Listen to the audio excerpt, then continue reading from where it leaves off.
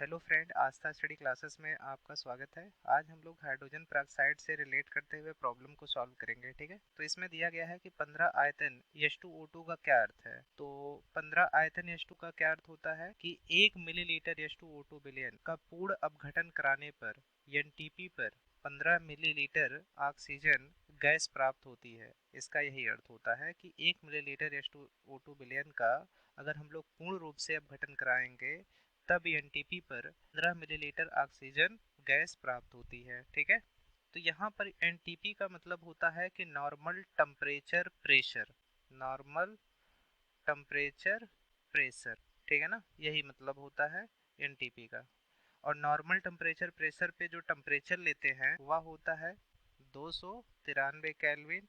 इसी को हम लोग 20 डिग्री सेल्सियस भी कहते हैं। ठीक है ना, और इसमें जो प्रेशर लिया जाता है वह 1 एटीएम लिया जाता है। कितना? 1 एटीएम लिया जाता है। ठीक है, तो सबसे पहले हम लोग H2O2 बिलियन की बात कर लेते हैं। H2O2 बिलियन होता क्या है। ठीक है, तो देखिए, अगर ये क्या है, पूरा बीकर है, इस पूरे बीकर में जल को भरा गया है, तो यहाँ पर जल किस रूप में होगा? विलायक के रूप में होगा। ठीक है ना, अब अगर इस जल में क्या करते हैं, नमक को डाल देते हैं। नमक यहाँ पर किसका कार्य करेगा? विलेय का कार्य करेगा। किसका? विलेय का कार्य करेगा। अब अगर हम लोग इस विलेय पदार्थ नमक को जल में डाल देते हैं तो ये जो पूरा विलयन तैयार होता है इसे हम लोग क्या कहते हैं? नमक का विलयन कहते हैं। इसी प्रकार से अगर चीनी को जल में डाल देते हैं तो जो विलयन तैयार होता है वह चीनी का विलयन तैयार होगा। ठीक है, इसी प्रकार से अगर हम लोग क्या करें, यहाँ पर कोई विलायक ले लेते हैं, इस विलायक में H2O2 को डाल देते हैं तो ये जो पूरा विलयन तैयार हुआ है वह किसका विलयन होगा? H2O2 का विलयन होगा। ठीक है ना, किसका विलयन? H2O2 का विलयन होगा। तो ये जो H2O2 का विलयन प्राप्त हुआ है, इस H2O2 के 1 मिलीलीटर विलयन को अपघटन कराते हैं, तो अपघटन के दौरान 15 मिलीलीटर ऑक्सीजन गैस बनता है, तो उसे ही हम लोग क्या कहते हैं?